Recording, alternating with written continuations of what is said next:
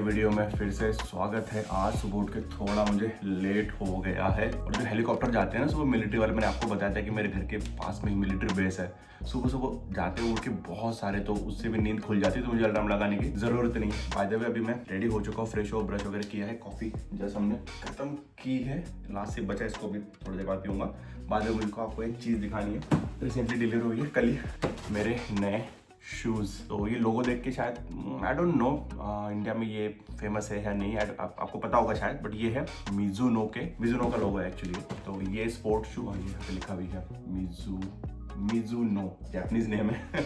तो ये मैंने शू लिए हैं रनिंग के लिए। तो मैं भी यू नो कि मैं अभी जिम भी जाता हूँ, जिम के लिए मेरे अलग से शू है, टेक्वांडो भी जाता हूँ, उसमें तो कुछ शू यूज़ होते हैं नहीं। बट अभी मैंने रनिंग भी स्टार्ट की, पहले भी करता था मैं, बट बीच में फिर मैं जिम में ही कार्डियो वगैरह करता था, तो ज़्यादा मुझे स्पोर्ट्स शू की ज़रूरत नहीं गिरी। बट अभी मैं ट्रैक पे रनिंग करना स्टार्ट किया है और मेरे पास में रनिंग के शू है ही नहीं। मैं वो कॉन्वर्स पहन के रनिंग करता था और मेरे पैर इतने दुखते थे, तो मैंने सोचा कि चलो भाई शू खरीदते हैं। और मैंने काफ़ी सारा रिसर्च किया कि कौन सा शू खरीदना है। देन आई रियलाइज कि देखो नाइकी, प्यूमा और एडिडास हो तो लाइक ज़्यादा ओवर हाइप है और काफ़ी अच्छे शूज़ भी है उसके अंदर। तो Mizuno is a good Japanese brand. वैसे तो मुझे ब्लैक ही पसंद है, तो मैंने ब्लैक ही ऑर्डर किया है। ये लोगो है मिजुनो का, शू के ऊपर लगा के रखा है, एंड ये टैग तो भी हटा दूंगा मैं। बढ़िया, ये एक्चुअली 2 दिन पहले ही लॉन्च हुए हैं, तो मैंने सोचा कि लॉन्च रिसेंटली हुआ है। इसके अंदर ना इन्होंने जो फोम है, मैं भी पहन के दिखाऊंगा आपको, बट ये इतने स्मूथ है ना, पहनने के बाद में आपको लगे कि आप क्लाउड के ऊपर चल रहे हो। लाइक सॉफ्ट इतने सॉफ्ट है, ये बहुत ज़्यादा सॉफ्ट है। मैंने इसको एक्चुअली ट्राई किया था, इसका ये सेकंड वर्जन है एक्चुअली। ये इसका जो पहला वर्जन है वो भी सिमिलर ही है, बट इन्होंने इसके अंदर जो इसका फोम है थोड़ा उसको इम्प्रूव किया है। तो ये पहन के आज हम रनिंग करने के लिए जाने वाले हैं।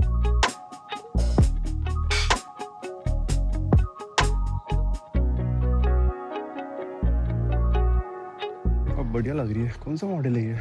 मॉडल तो शी से ही, तो पता नहीं मॉडल कौन सा, आपको पता होगा तो बताना। काफ़ी पुराना मॉडल लग रहा है। तो अभी आ चुके हैं हम वॉकिंग रनिंग करने के लिए मेरे घर के पास के ट्रैक में। ट्रैक तो थोड़ा आगे है, बट यहाँ से हमको थोड़ा जाना है। यहाँ पर स्टेडियम है, बहुत बड़ा स्टेडियम है, वो भी आपको दिखाऊंगा। ये नदी है, नदी में पानी तो बहुत कम है यहाँ पर इतने पानी है, बाकी तो सूख चुकी है नदी सारी है। ऑटम में और स्प्रिंग में ये जो झाड़ है ना, बहुत बढ़िया पत्ते आते हैं, और अभी तो सारे लाइक सूख के टूट चुके, तो इतना कुछ बढ़िया व्यू लग नहीं रहा है यहाँ से। सुबह सुबह यहाँ पर बहुत से जापानीज लोग आते हैं रनिंग करने के लिए, बट ज़्यादातर ना बूढ़े लोग ही आपको दिखेंगे। बूढ़े यानी थोड़े लाइक 60s में 70s में जो लोग हैं ना, वो ज़्यादा यहाँ पर दिखेंगे। जैसे यहाँ पर देख लो, ये दादाजी बैठे हुए शांति से, आई थिंक 70-80 के हो गए, मजा ले रहे हैं। और ये जो अंकल है, ये फोटोग्राफर है, पंछियों की फ़ोटो निकाल रहा है। बाय द वे मुझे आपको ना एक व्यू दिखाना है एक्चुअली। मैं काफ़ी दिन से यहाँ पे रनिंग करने आ रहा हूँ, मैं व्लॉग शूट नहीं किया, तो उसके लिए हमको थोड़ा आगे वॉक करना पड़ेगा। दादी जी भी रनिंग वॉकिंग करने आई है। जापानीज लोग पता है फिट क्यों होता है? इसका एक रीज़न है कि बहुत चलते हैं जापानीज लोग। चलते तो है, साथ में फिजिकल एक्टिविटी भी बहुत होती है इनकी। नहीं दोस्तों, आज आपका लक नहीं है। मेरे पीछे आप देख रहे हो, यहाँ से पूरा माउंट फूजी का व्यू दिखता है। यहाँ से ऑलमोस्ट 150-200 किलोमीटर की दूरी पे माउंट फूजी है। और मैं लाइक जब भी रनिंग करने आता हूँ, जब वेदर अच्छा होता है, आज तो थोड़ा क्लाउडी है ना, इसलिए कुछ देखने को नहीं मिल रहा है, बट जब भी मैं यहाँ पे आता हूँ रनिंग वगैरह करने के लिए, थोड़ा जूम करके दिखाता हूँ। यहाँ पर ये बिल्डिंग के पीछे पूरा एकदम क्लियर माउंट फूजी का व्यू दिखता है। चलो अभी लगाते हैं स्प्रिंट।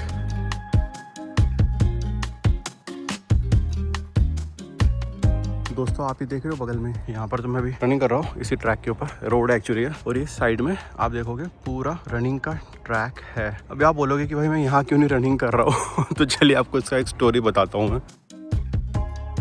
ये एंट्री गेट है वो ट्रैक की, तो आप अंदर रनिंग भी कर सकते हो, फुटबॉल भी खेल सकते हो, बेसबॉल वगैरह जो भी आपको स्पोर्ट्स खेलना है और यहाँ पे खेल सकते हो। तो मुझे पता है पहले क्या लगा था कि यहाँ पर लाइक पेड एंट्री है, बट यहाँ पे पेड नहीं, आप फ्री में एंट्री कर सकते हो। बाहर बोर्ड भी लगा हुआ है, जापानीज में लिखा है यहाँ पर कि लोगों को यहाँ पर फ्री में एंट्री है। तो मैं लास्ट वीक गया था यहाँ पे रनिंग करने के लिए, और अंदर ऑफिस है, वहाँ पर एक्चुअली मुझे पता नहीं था कि कैसे यूज़ करना है बोल के, तो मैं स्टाफ को पूछा, तो उन्होंने मुझे पूरा एक्सप्लेन किया, और उन्होंने बताया कि हाँ तुम फ्री में रनिंग वगैरह कर सकते हो। यहाँ पे सुबह 9 बजे से लेके शाम के 5 बजे तक यहाँ पर होता है, फ्री में रनिंग कर सकते हो। यहाँ पे बोर्ड भी लगा होता है, अगर ऐसे लिखा है यहाँ पर तो फ्री में आके यहाँ पे रनिंग कर सकते हो। तो मैं तो बहुत खुश हो गया यार, सही यार, इतना बढ़िया ट्रैक मेरे घर के पास में, रनिंग वगैरह करने के लिए मैं यहाँ पे आ सकता हूँ। फिर बाद में मैं स्टार्ट ही करना था रनिंग, वो स्टाफ फिर से मेरे पास में आया और उसने मुझे बोला अरे एक बात और बताना है कि ये ट्रैक पे पूरा रनिंग करने के बाद में तुमको इसको क्लीन करना पड़ेगा। आई वाज लाइक हैं क्लीन करना पड़ेगा ना। मैं तो कुछ कचरा कर नहीं रहा हूँ यहाँ पे, ना कि मैं कुछ खा के फेंक रहा हूँ ना कुछ, नहीं वैसा नहीं। क्लीन यानी जो मेरे शू के निशान है, फॉर एग्जांपल अभी मैं रनिंग करूँगा इससे, और जो इसके निशान होते हैं ना उसके ऊपर ट्रैक पे गिरेंगे तो मिट्टी के निशान होते हैं, वो क्लीन करना है। बोला ये कैसे क्लीन करूँगा मैं? तो उन्होंने फिर मुझे वो एक सेक्शन में ले गया, ये वाला, यहाँ पर उन्होंने मुझे लेके गए और फिर उन्होंने मुझे बोला कि तुमको झाड़ू है वहाँ पर, वो झाड़ू से पूरा उसको क्लीन करना है। रनिंग होता तो नहीं क्लीन करने में दिक्कत नहीं थी, बट बात ऐसे हो गई ना, वो सारा मिट्टी का है। तो मैंने एक रनिंग किया टेस्टिंग करने के लिए वह कैसा है, और फिर जब मैं झाड़ू लेके उसको साफ़ करने लगा तो पूरा धूल उड़ा पूरा। मैं फर्स्ट टाइम जापान में दोस्तों 10 साल में पहली बार मेरे साथ में ऐसा हुआ है कि मैं पूरा धूल मिट्टी में पूरा लाइक मेरे कपड़े क्या बोलते धूल चले गए, उसके अंदर काले कपड़े थे तो पूरा धूल। जूते तो मैं वो कॉन्वर्स पहन के आया था, घर जाके दिखाऊंगा, वाइट जूते पूरे धूल से काले हो गए। आई वाज लाइक भाई क्यों मैं यहाँ पे रनिंग करने के लिए ट्रैक पर आया? और वो बोले कि ऐसा नहीं कि आपको 2-3 जगह पर है तो नहीं, आपको पूरा सर्कल वो जहाँ पर आप दौड़ रहे हो पूरा साफ़ करना पड़ेगा। उस टाइम तो मैं दौड़ लिया, उसके बाद बोला कि नहीं भाई दौड़ना ठीक है, बाहर भी दौड़ सकता हो, बड़ी क्लीनिंग का जैपनीज लोगों को सफाई बहुत अच्छी लगती है, क्लीनिंग। अभी देख लो यहाँ पर मैं ये पार्क में हूँ, कहीं पर भी आपको कोई गंदगी कुछ नहीं, बहुत क्लीन है ये। तो इनको पता नहीं लाइक क्लीनिनेस से इतना ही हो गया कि ये हर चीज़ में क्लीनिनेस देखते हैं। ट्रैक पर इनको जूते के निशान भी नहीं चाहिए, इतना इनका ऐसा होता है। और ऐसा है कि ये एक्चुअली फ्री है, तो ऐसा भी हो सकता है कि फ्री है इसलिए तुम ही यूज़ करो, तुम ही इसको क्लीन करो। हाँ अगर पेड होता तो शायद आई डोंट थिंक सो कि ऐसा वो क्लीन करने लगाते, बट फ्री है तो फिर देखो सर्विस तो अच्छी है। इतना बढ़िया ट्रैक तो ऐसे मिलता है नहीं यूज़ करने के लिए, बट वही क्लीनिंग वाला ऊपर से धूल मिट्टी। मैं बोला चलो भाई बगल वाले रोड पे ही दौड़ते हैं, इससे अच्छा।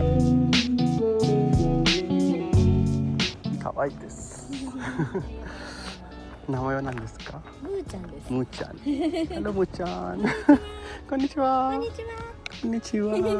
おばあちゃんなんです。かわいいです。13歳。近くに住んでますか？近くに住んでます。そうです。この場所いいですね。最近引っ越しました。春は桜がすごい綺麗。この辺ですか？すっごい綺麗なんで。見たいです。来てくださいぜひ。見たいです。めっちゃ綺麗です。今ないですね。そう。これ全部桜だから。そっか。この木全部。ぜひ見ます。もう素晴らしいです。3月の終わりぐらい。早いですね。2ヶ月ぐらい。2ヶ月ちょっとぐらいかな。そう。ありがとうございました。ぜひぜひ。本当に素晴らしいです。全部が桜になるんで。ありがとうございました。バイバイ。ありがとうございます。आंटी ने भी यही बोला कि ये जो पार्क है इसमें जो झाड़ लगे हुए अभी यहाँ पर मार्च एंड में और अप्रैल के फर्स्ट वीक में साकुरा बहुत ब्यूटीफुल आता है बोला है। मैंने उनको बोला मैं अभी रिसेंटली यहाँ पर शिफ्ट हुआ हूँ, वो यहीं पे रहती है आसपास में, तो उन्होंने बोला कि ज़रूर यहाँ पर आना, बहुत बढ़िया व्यू होता है। तो अभी क्या चल रहा है, जनवरी ऑलमोस्ट कितने 2 मंथ से आएंगे यहाँ पे, आपको मैं दिखाऊँगा व्यू साकुरा का कैसा होता है। तो अभी बैक टू होम जा रहे हैं वापस।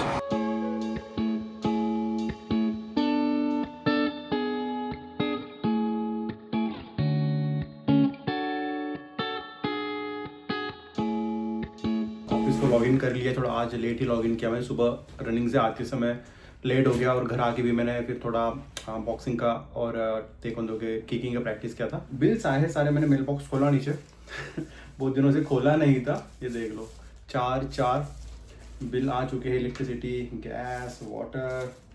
आज इसको पूरा भरना पड़ेगा मेरे हिसाब से, 2 मंथ्स का होगा तो 20-30 हज़ार तो आराम से होगा ही है, तो शाम को जाते समय भर देंगे इसको। दोस्तों मेरे मैनेजर के साथ में भी 1-on-1 मीटिंग खत्म हुआ है। 1 घंटा हमारा मीटिंग था, उसमें लाइक होता है ना 5-10 मिनट थोड़ा जनरल बातें होता है, फिर काम की बातें कुछ हुआ था, प्रोजेक्ट के बारे में डिस्कशन हुआ था। बट मुझे वो जो पहले 5-10 मिनट बात की थी हमने जनरल टॉक, उसके बारे में आपको बताना है। आज पता चला कि मेरा जो मैनेजर है उसका ब्राउन बेल्ट है कराटे में, तो वो ओकिनावा में पहले रहते थे, वहाँ पर उन्होंने के यंग एज में हमारा कंपनी ज्वाइन किया था 1996 में। देख रहे हो आप, कैलकुलेट कर लो कितने साल हो गए उनको सेम कंपनी में। जापान में कल्चर होता है कि एक कंपनी में आप लॉन्ग टर्म रहते हो, तो उनको एक ही कंपनी में इतने साल हो चुके हैं। और इसी बातों मैंने उनको एक्चुअली अपडेट दिया था कि मेरे पास में आपके लिए अपडेट है। वो शॉक हो गया, क्या बताओ सुनना। मैंने बोला मुझे येलो बेल्ट मिला है ताइक्वांडो में, तो बोला वाह गुड कांग्रेचुलेशन। और फिर बताया उन्होंने कि मेरे पास में भी ब्राउन बेल्ट है। जब उन्होंने मुझे बताया कि उनके पास में ब्राउन बेल्ट है कराटे का, आवाज़ लेकर मैं तो उनसे और जूनियर लेवल पे हूँ, बट उन्होंने अभी छोड़ दिया, अभी वो नहीं करते। उनका एक्चुअली थोड़ा एज भी हो गया है, ऑफिस में वो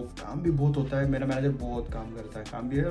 उसकी दूसरी बात उन्होंने बोला कि ओकिनावा में जो कराटे है वो अलग है, जो स्टाइल है वो अलग है।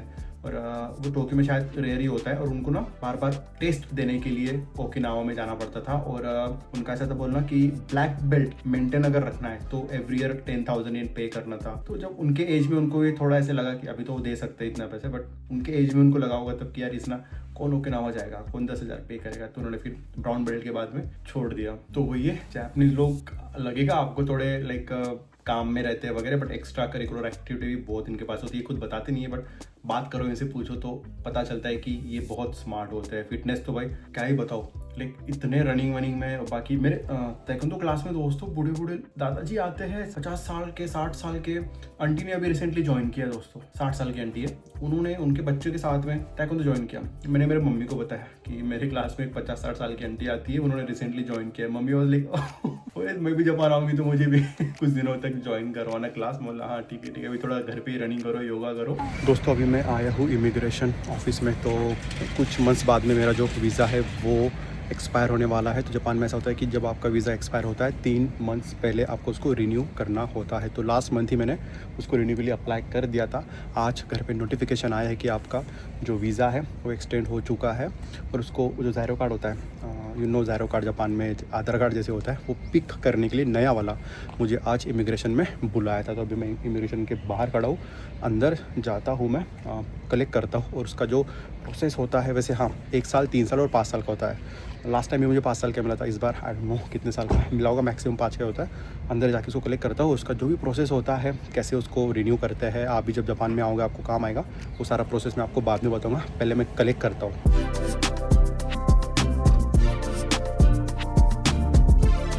बाय द वे यहाँ पर ना ऑफिस के अंदर आने से पहले ही आपको बाहर फॉर्म दिख जाएंगे, जो कि आपको एप्लीकेशन फॉर्म होता है ना वीज़ा रिन्यूअल कराने के लिए, या फिर और भी जो भी आपके काम हो गए उसके लिए अलग अलग इन्होंने देख रखा है। स्टूडेंट्स के लिए या फिर लॉस्ट रेसिडेंस कार्ड के लिए या फिर रिन्यूअल के लिए जो भी है। तो ये अच्छी बात ये है कि ये होते हैं इंग्लिश में। ये देखो एप्लीकेशन फॉर्म जापानीज़ और इंग्लिश दोनों में है। तो एज अ फॉरेनर आपको यहाँ पर फॉर्म फिल करने के लिए अगर ऐसे कुछ एज सच दिक्कत नहीं आने वाली है। मिल गया दोस्तों हमको हमारा ज़ायरो रेसिडेंस कार्ड, रिन्यूअल होके आया है। तो अभी दोस्तों रात के बज रहे ऑलमोस्ट 12:30। मेरा जस्ट जिम खत्म हुआ है, इस बिल्डिंग के पीछे मेरा जिम है, वर्कआउट वगैरह ख़त्म किया।